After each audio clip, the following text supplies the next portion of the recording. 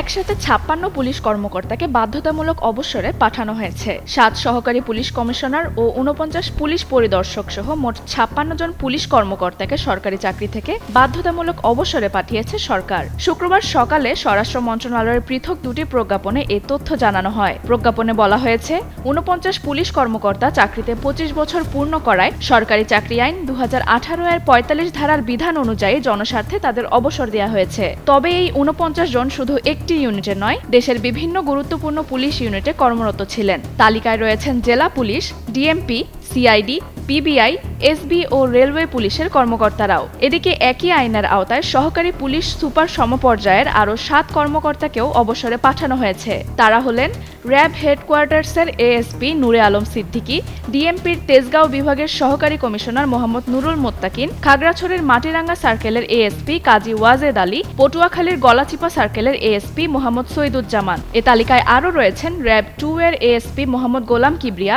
Dhaka RRF এর ASP এবং সিরাজগঞ্জের এএসপি মোহাম্মদ রবিউল ইসলাম।